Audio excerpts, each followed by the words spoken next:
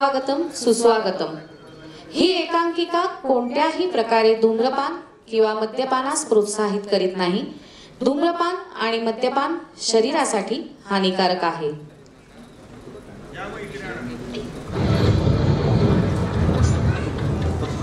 रंगदेवता आणि रसिक प्रेक्षकांना विनम्र अभिवादन करून क्रिएटिव्ह क्रू आनंद यात्री ठाणे सादर करीत आहे एकांकिका hide and sick.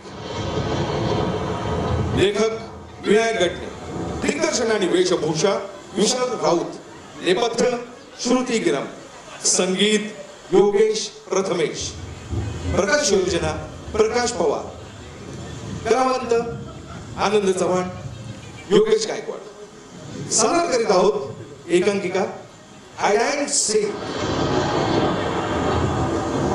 Hide and sick.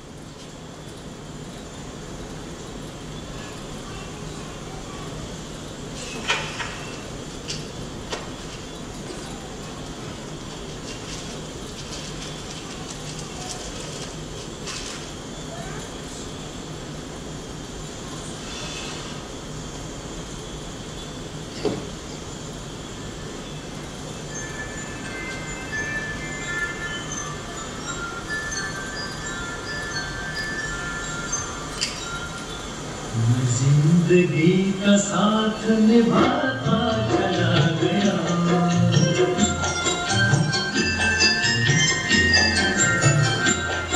हर फिक्र को तुम्हें मैं उड़ाता चला गया, फिक्र को तुम्हें मैं उड़ा।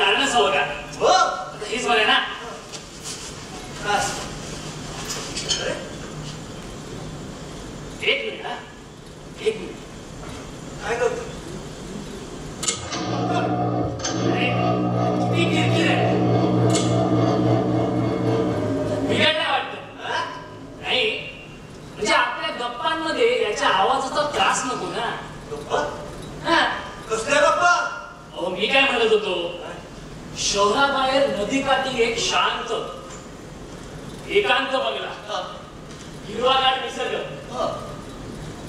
दुरून तुम्हाला या बंगल्यात शिरताना पाहिजे। बस वाटलं या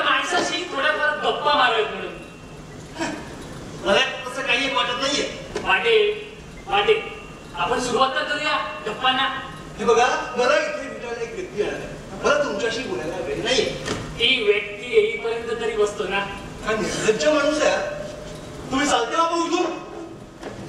काय किती किरकिर करतो माणूस हा.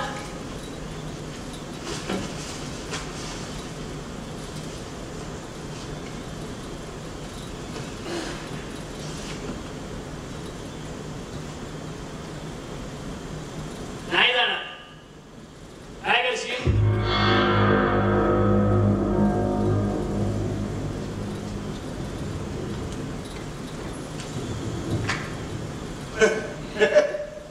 बरं, आक्रमक दिसतोस हा. बघ आता कसं बरं वाटलं. असं एकेरीवर आल्यानं कसं जवळ आल्यासारखं वाटतं नाही. रंगणार आपल्या गप्पा रंगणार.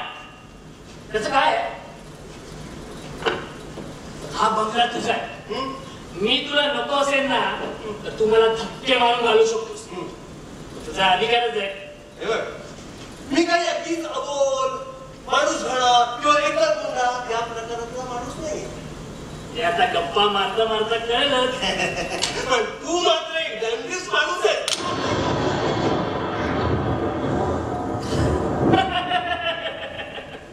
बघ झाली की नाही तुला माझी ओळख. हा? आता तुझी ओळख सांग. आपण गप्पाला सुरुवात करू. खरे गप्पिष्ट माणसा. हा. गप्पा गप्पा म्हणजे नेमकं काय? काय?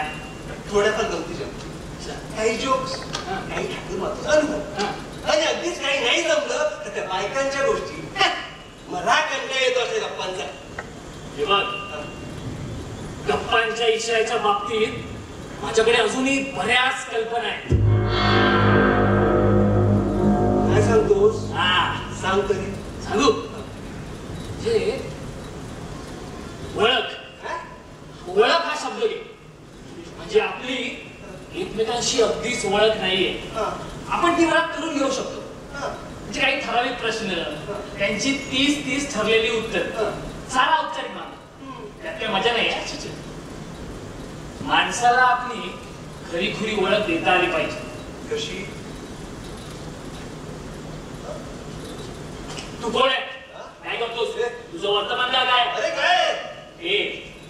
हे असे प्रश्न विचारले की त्या प्रश्नांची उत्तरं द्यायची की नाही असा प्रश्न पडला पाहिजे. आणि इथूनच आपण आपल्याला एकदम मोकळं सोडायचं. बंधनच उभारायची.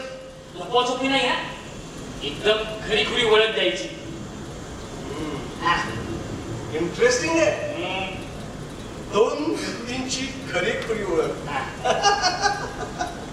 दोन व्यक्तींची खरी खुरी ओळख दोन श्वापदांची ओळख ठरू शकते. म्हणजे विषय कसा चालू आहे? गप्पांसाठी नेहमीचा पण लक्षात येणार नाही इतका वेगळा. खरी खुरी ओळख. चल मग करायची सुरुवात. मला विचार करायला वेळ. विचार. आणि कसला? कसं म्हणजे तुला खरी खुरी ओळख दिल्यानंतर निर्माण होणाऱ्या धोक्याचा हे इतकं सहज काम नाहीये. हे बघ तू ह्या बाबतीत एकदम बेफिकीर राह. म्हणजे आपण असा एक नियमच बनवले की आपली खरी खुरी ओळख झाली की पुढच्या क्षणी ती विसरून जायची. पुन्हा कधी कुठेही योगायोगाने जरी भेटलो ओळख दाखवायची नाही. ठीक आहे? चला खेळ ठरला. खेळाचा नियम ठरला. चल मग कर सुरुवात. कर सुरुवात. अरे तू सुरुवात कर. मी चल पटपट.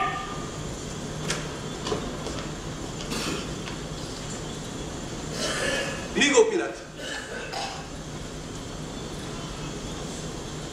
थोडा सरकतो काय तरी. आणि मी दिवाकर. दिवाकर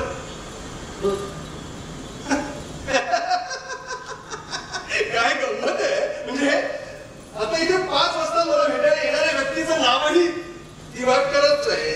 हो तोच मी. 5 वाजून गेलेत आणि मी आलो. तो नाही. कशावरून? तू दिवाकरला ओळखतोस? नाही पण तो तू नाहीस हे निश्चित. मी तोच आहे, दिवाकर. तू दिवाकर नाहीस हे मी सिद्ध करू शकतो. पण काय रे, इथं कोण कोणाला भेटायला येणार हे तुला आधीच सांगत होतं. हो, कशासाठी भेटणार ते? थोडंफार. माय गॉड, म्हणजे तू इथं सहज गप्पा मारायला आलेला नाहीयेस. कोण आहेस तू? असंच काय कोण आहेस तू?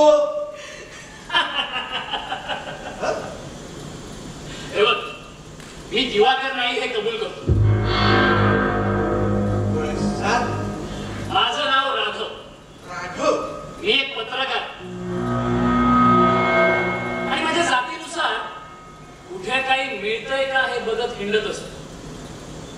हे बघ, मी माझ्याबद्दल नंतर सांगणारच आहे, ठीक आहे? आता तू तुझी ओळख दे. मला हे सांग, मी दिवाकर नाही हे तू कसं सिद्ध करू शकतोस? छे छे छे छे छे. आता मी तुला काही एक सांगणार नाही. अरे तू पत्रकार आहे म्हणजे फारच मोठा धोका आहे. हे बघ, तू माझ्यावर विश्वास ठेव. विश्वास आणि पत्रकारावर. हे बघ, म्हणजे आपण नियमच बनवलाय ना की तुझी जी ओळख, जी माहिती मला होईल त्याचा मी गैरवापर करणार नाही. तू तुझे वर्तमान काहीही न लपवता बिनधास्तपणे सांग. तर आपण ठरलंच आहे ना एकमेकांची खरी खरी ओळख द्यायची म्हणून. चल मग. तू सुरुवात खोटं बोलूनच केलीस. अरे ती मी गंमत केली. गंमत केली म्हणे. मी माझ्याबद्दल नंतर सांगणारच आहे. नाही तरी पण ना मला एक कुतूहल आहे काय? की गोपीनाथ आणि दिवाकर इथं भेटणार हे तुला कसं कळलं? अरे थोडा धीर धर, सांगेन मी. पण काय रे, तो तुझा दिवाकर अजून आला कसा नाही? त्याचं येणं काही निश्चित वाटत नाही. कदाचित तो येणार नाही आता. जाऊ दे, तू तुझी सुरुवात कर, ओळख दे. चल. जसा तू दिवाकर नाहीस तसा मीही गोपीनाथ नाही. म्हणजे तू ही खोटं बोलूनच सुरुवात केलीस तर. मी कुमार या बंगल्याचा मालक. म्हणजे या बंगल्याचा मालक गोपीनाथ माझा मित्र. अच्छा. हा बंगला वापरत नाही. मीच येतो इथं अधूनमधून. मस्त शांत निवांत वाटत. गेल्याच आठवड्यात मी आणि आमच्या ऑर्गनायझेशन मधला एक तरुण सहकारी झालो. गोपीनाथच्या नावे एक पत्र लिहिलेलं सापडलं.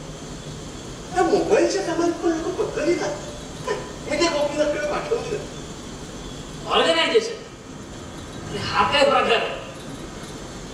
आता मात्र मला प्रश्न पडलाय की मी कोण काय हे तुला सांगावं का?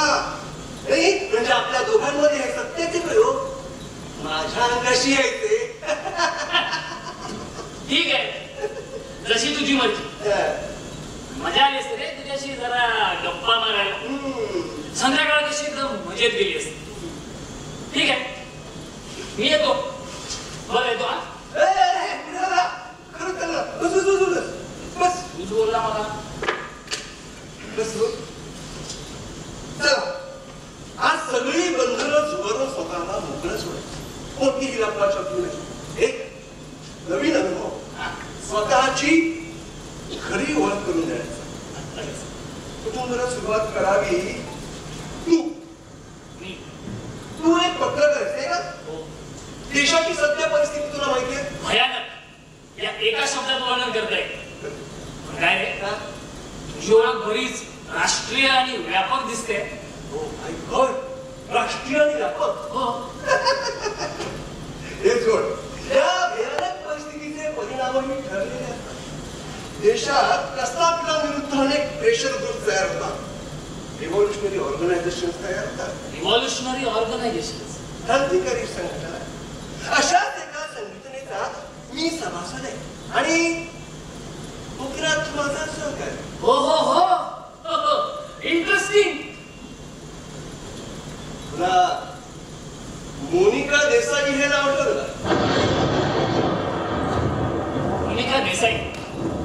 हो, साधारण 6 महिन्यापूर्वी आपल्या राहत्या घरातून 12व्या मजल्यावरून उडी टाकून तिने आत्महत्या केली होती. काही कौटुंबिक तणावावरून तिने आत्महत्या केली असं ऐकलं. तर मीच ती बातमी कव्हर केली होती. ही मोनिका देसाई आमच्याच संघटनेची सभासद होती. म्हणजे तिचा मृत्यू तिला पाण्याच्या मजल्यावरून फेकून देण्यात आलं. माय गॉड. तुझी ओळख बरीच गूढ आणि गंभीर वाटू लागली. म्हणजे असं घनदाट जंगलात फिरण्याचा अनुभव येतो. बोल, परत जंगल असून बाकी आहे. येतोस ना घाबरशील. नाही नाही, तुला मी काय मित्र वाटलं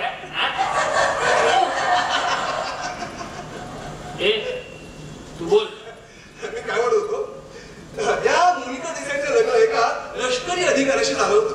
झालं होतं म्हणजे काय, आम्हीच त्या लग्नात इंटरेस्ट घेतला. अरे वा, ही कामही तुम्ही करता का? चेष्टा नाही करायची. लष्करात आम्हाला पाठिंबा देणारे लोक आहेत, तयार होती.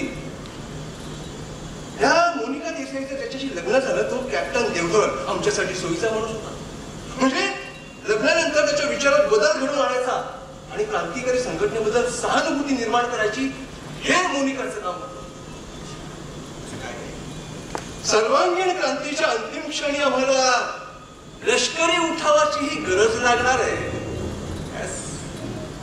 हे बाबा, आता ना मीच तुला सांगतो, तुला थांबायचं असेल तर थांब. ही जी तुझी काय रहस्य आहेत ना, ती मला नको सांगू. अरे सगळं अंगावर येत आहे माझ्या. चल मी निघतो. हा अरे अरे आपला खेळ बाकी आहे, गप्पा बाकी आहे. आता थांबले नाही. तुला सगळं ऐकावंच लागेल. ही मोनिका देसाई लग्नानंतर फार बदलली. म्हणजे क्रांतिकारी संघटनेला विसरली, एकदम सुखवस्तू गृहिणी झाली. आणि गप्पा तर काय, तुम्ही माझ्या संसारात दुडबुड करू नका.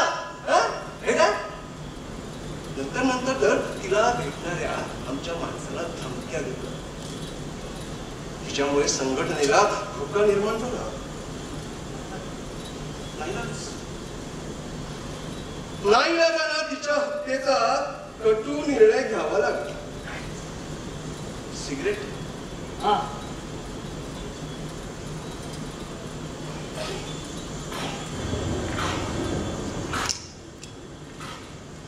आपला पूर्व इतिहास सांगेल.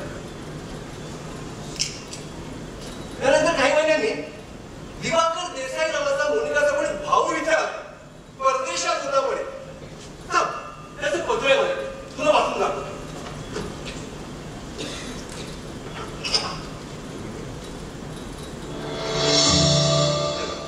हे पत्र.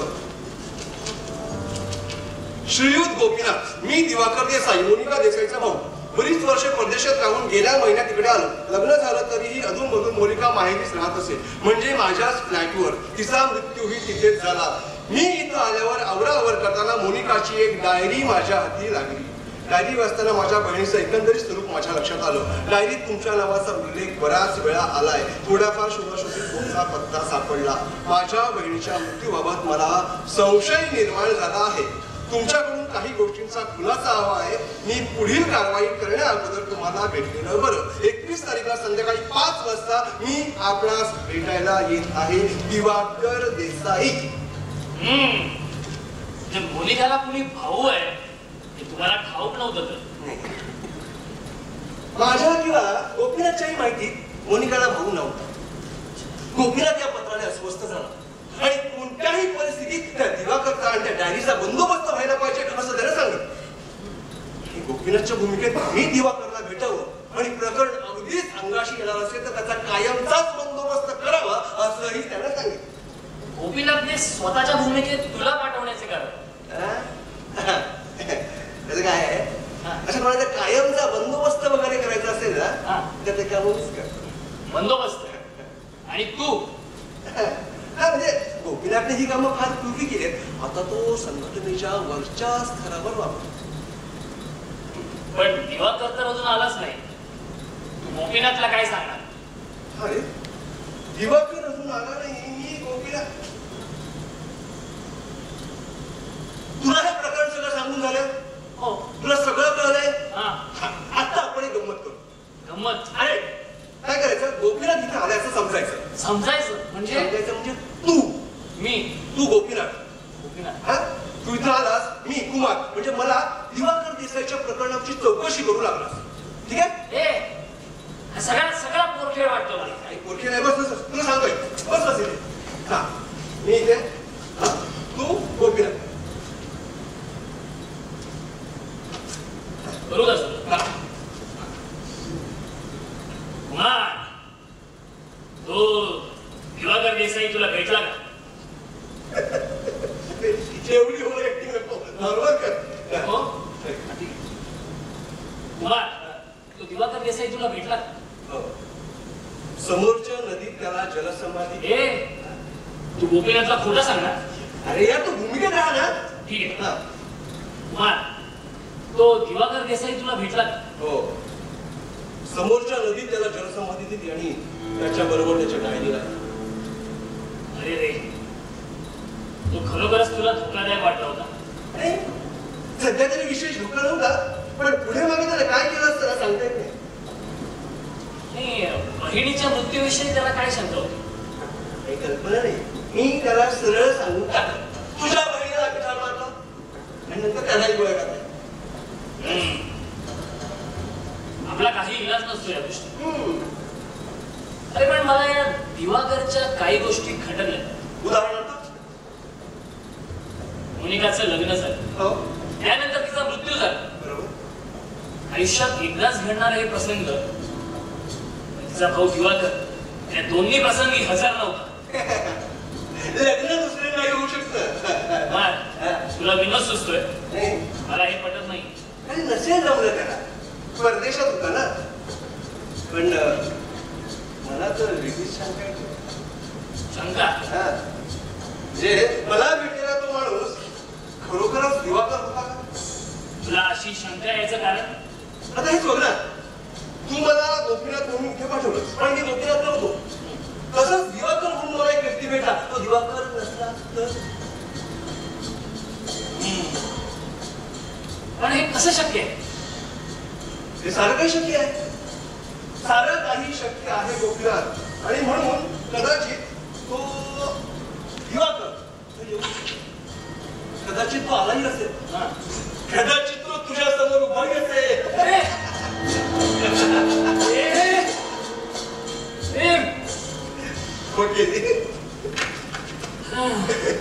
अरे अरे काय, अरे पाणी पाणी झालं ना मी.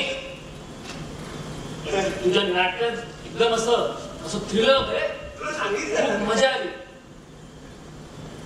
थांब, तू मोनिकाचा भाऊ आहेस हे गोपीनाथला ठाऊक नाही येत. नाही, मी मोनिकाचा भाऊ नाही. किंबहुना मोनिकाला कुणी भाऊ अस्तित्वातच नाही. नक्की पत्र ते मीच तयार केलं होतं आणि सुधीर तर्फे त्या गोपीनाथकडे पाठवून दिलं. सुबीर? सुधीर बॅनर्जी, आमच्या संघटनेचा तरुण कार्यकर्ता, angry young man. Angry young man. गेल्या महिन्यात नेताजी रमणीकलाल शेठ यांना भर चौकात गोळ्या घालून ठार करण्यात आलं.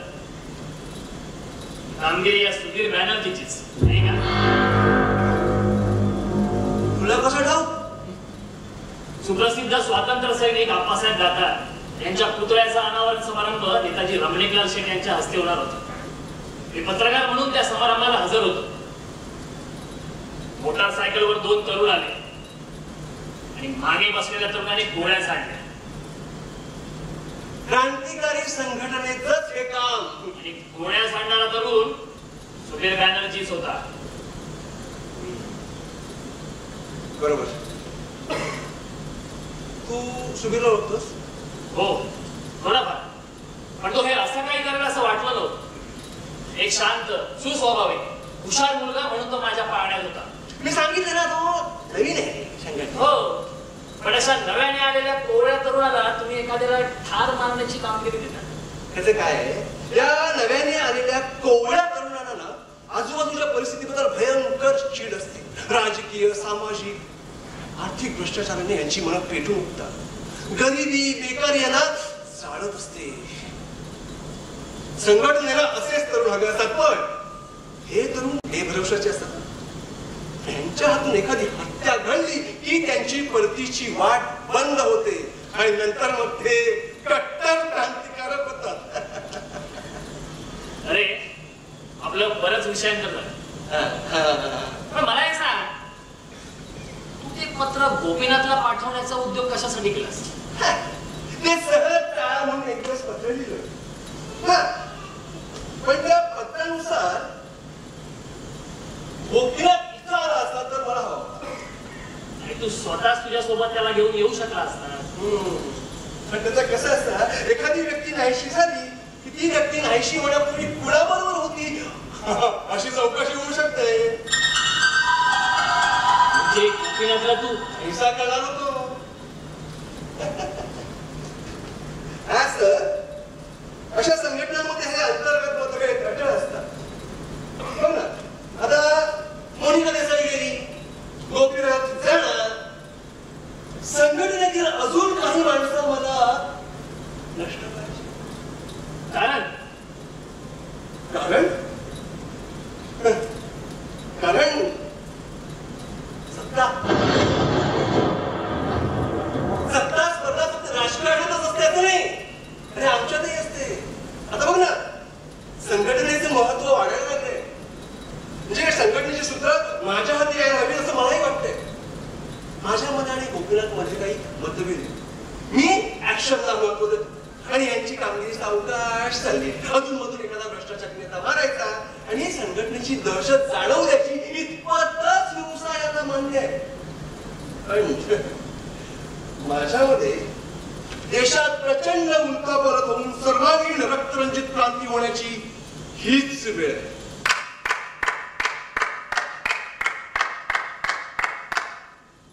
मिस्टर कुमार, आपली जगावेगळी भेट झाली आणि मी धन्य झालो आणि सुन्नही झालो.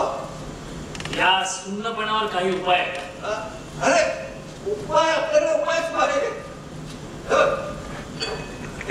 वा, मजा आहे का? एक काम कर ना, फक्त ना हे जरा पाणी घेऊन ये. पाणी? कुठून आणू? अरे बाहेर मिळाय ना. अरे बाहेर? अरे काही होत नाही जा.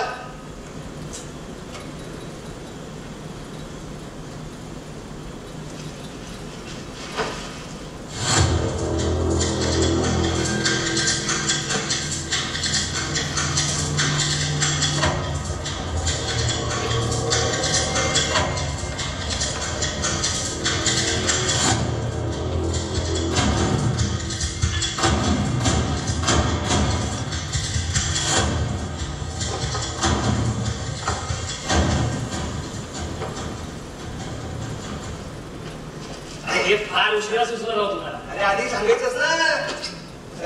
चलो ठीक है, देर से आए लेकिन दुरुस्त आए. शाबाश.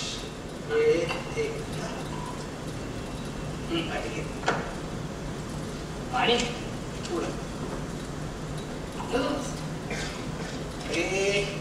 ग्रेट.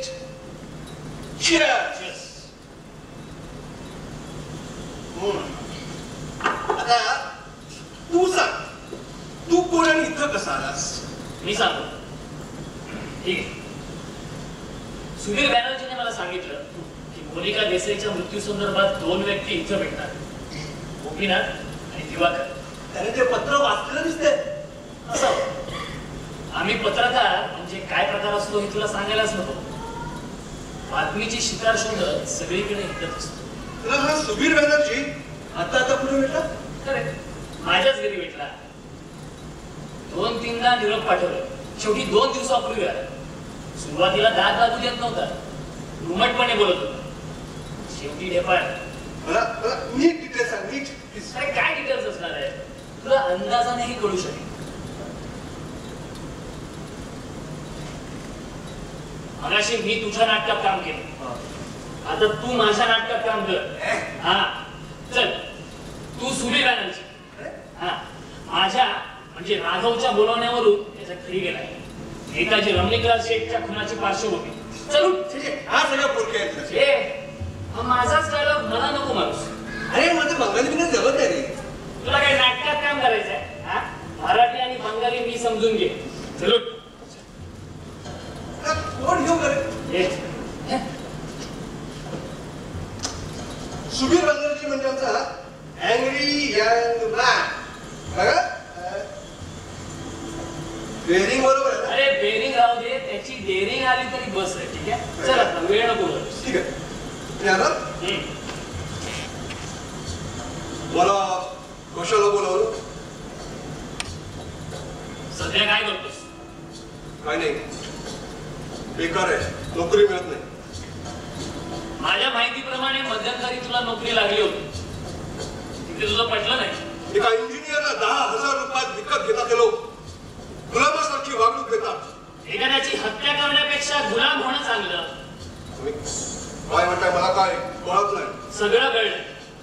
गेल्या महिन्यात नेताजी रमणीकलाल शेठ यांची हत्या तू केलीस. हो, मी केली. रमणीकलाल एक भ्रष्ट नेता होता. क्रांतिकारी संघटनेशी सध्या तुझे संबंध आहेत, नाही का? आहेत, पण तुम्ही यात मध्ये पडू नका. इतके निरोप पाठवले, आला का नाहीस? आता आलोय ना. इतक्या उशिरा. आता जर मी तुला पोलिसात घेऊन गेलो तर पोलीस स्वतः मलाच फायल्यावर घेतील. हे बघा, तुम्ही पोलिसात जाऊ नका, मला जड जाईल.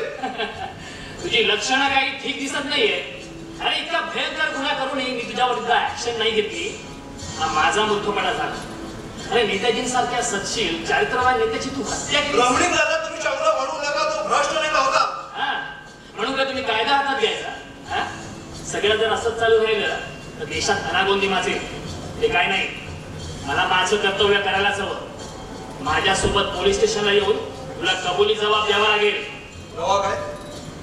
मीच रमणीकलालची हत्या दोषावरून केली. I witness. मी त्या समारंभाला हजर होतो. त्यावेळी मी दुसरीकडे होतो असा पुरावा आमच्या संघटनेकडे आहे.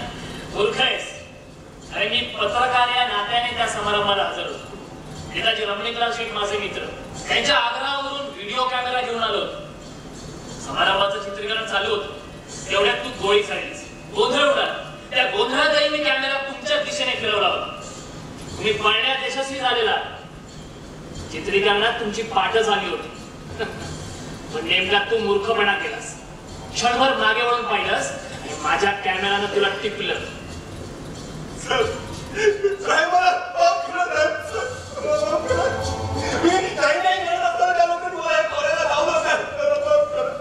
अरे तुझ्यासारखे तरुण ह्या मार्गाला लागतात, हेच या देशाचं दुर्दैव आहे.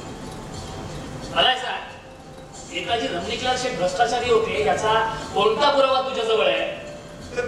माझ्याजवळ आहे, पण संघटनेजवळ आहे. तू संघटनेतलाच आहेस ना? आणि नवीन आहे सर. ठीक आहे, तू तो पुरावा मला आणून दे, मी वाचवीन तुला. कठीण आहे, पण मी प्रयत्न करतो. तो तुझ्याबरोबर तरुण कोण होता? त्याचे नाव प्रभाकर. आणखी कोणाकोणाची नावं तुला माहिती आहेत? आज कोणले, पण सर गोपीनाथ एक माणूस आहे आणि एक कुमार नावाचा माणूस. दिवाकर देसाई नावाचा एक माणूस आहे, जो गोपीनाथला भेटायला येणार आहे. त्याच्या बहिणीचा काहीतरी मर्डर झाला, त्याची चौकशी करायला तो येणार आहे. ही बहीण कोण? मोनिका देसाई. मोनिका देसाई? आणि कुठे भेटणार आहे ती? हे बघा, ते शहराबाहेर नदीकाठी एक बंगला आहे गोपीनाथचा, तिकडे 21 तारीखला संध्याकाळी 5 वाजता भेटणार आहे. ठीक आहे, येतो आता. हो सर. सुबीर बॅनर्जी गेला, आता येऊ का? हा, ये ये. शे, काही मजा नाही. तुझ्या नाटकात तुझी अशी विशेष काही ओळखच झाली नाही. अरे त्याला मी काय करणार? मी एक पत्रकार. क्रांतिकारकांनी इतकं सनसनाटी आयुष्य थोडीच आमचं असतं. पण तरीही तुझ्या बोलण्यात मला एक विसंगती जाणवली. हा बोल. आपण एकमेकांची खरी ओळख करून द्यायचं ठरवलं. हो. त्याचा कुठेही बाहेर उल्लेख करायचा नाही असा नियम ठरवला. पण तू आता बातमीच्या शोधात इथं आल्याचं बोललास. हो, पण नियम म्हणजे नियम. मी नियम रद्द करणार नाही, कुठेही काहीही बातमी देणार नाही. तू बातमीच्या शोधात इथं आलास खरा, पण इथं जे काही घडलं असतं हे तुझ्या डोळ्यांसमोर निश्चित घडलं नसतं.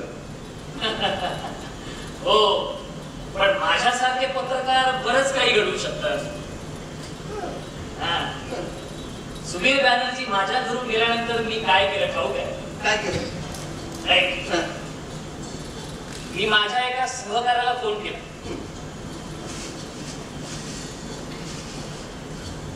हॅलो शिवराम, मी राघव बोलतो. सविस्तर नंतर बोलू. थोडक्यात तो नेताजींवर गोळ्या झाडणारा तरुण माझ्याकडे आला होता. नाही त्याला काही माहिती नाही.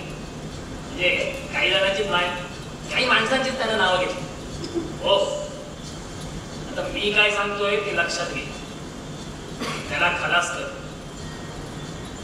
मित्र मी काही जाणत नाही आणि क्रांतिकारकाला कोणी मित्र नसतात. तो मेलाच पाहिजे.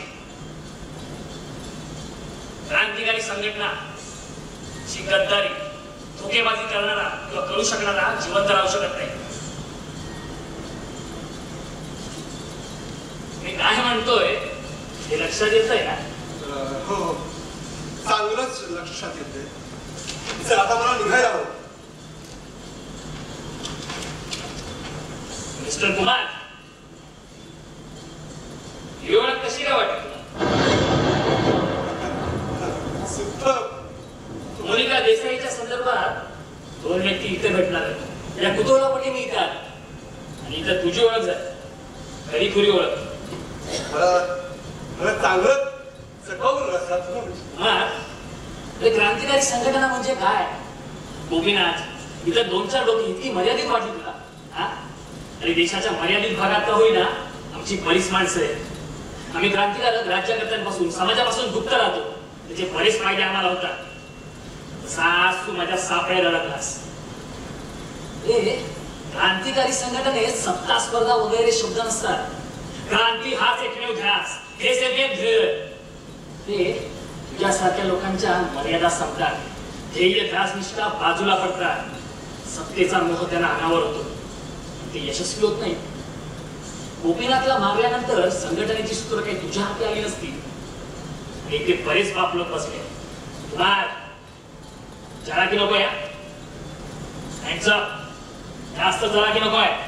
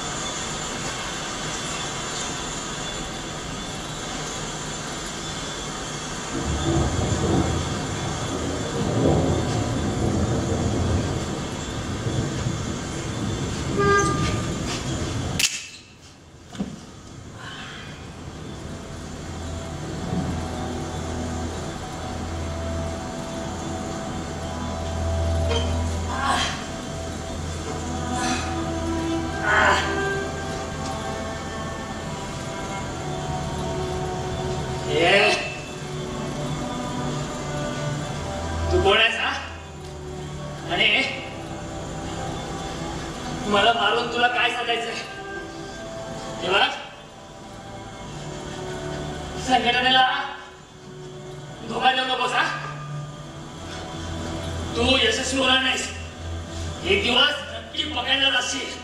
या क्षणी मी यशस्वी आहे आणि पुढेही होत राहील. माझी ताकद फार मोठी आहे. तू इथं आला नाहीस, आणला गेलायस. सुबीर बॅनर्जी मला सगळं सांगत असेल. माझ्या सांगण्यावरून त्याला तुझी वेळ. गोपीनाथच्या भूमिकेत मी इथं येणं हे ठरल्यावर मी माझा मोर्चा तुझ्याकडे वळवला आणि तू इथं येणार हा माझा अंदाज खरा ठरला. माझ्यासाठी तू कधीही पडद्याआड नव्हतास. पत्रकाराच्या भूमिकेत एक खतरनाक क्रांतिकारक आहे हे मी तेव्हाच ओळखलं होतं.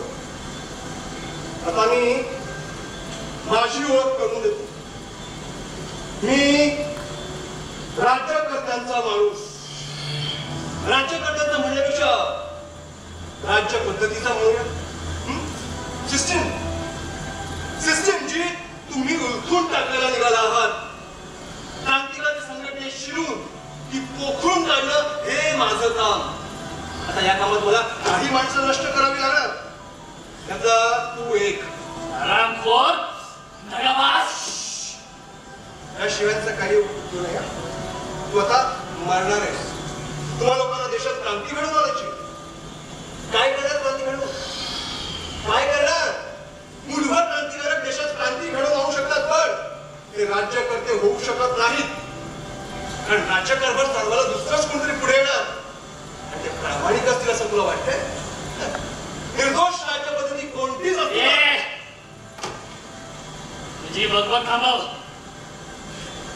तुझ्यासारखा जंतू संघटनेत शिरलाय आणि संघटनेला भवितव्य नाहीये. मला ही जगण्याची जंतू उपमा आवडली किंवा कसं बघ या पंख्यामध्ये कसा बिघाड निर्माण झालाय ना अगदी तसाच बिघाड मी संघटनेत निर्माण केलाय.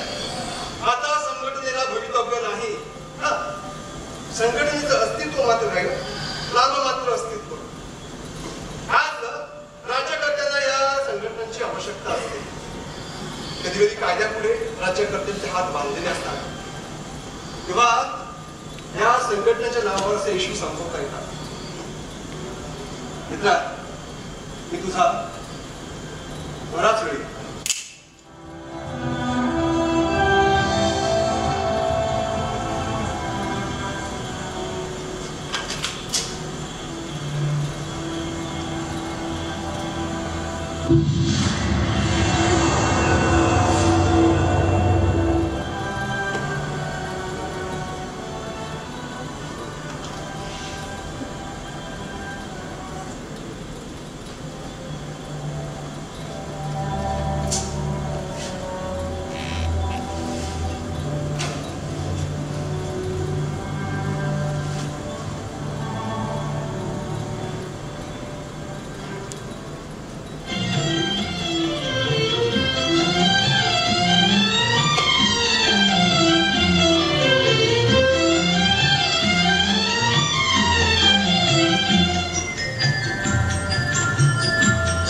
बर्बादियों का शौक मनाना फजूल था.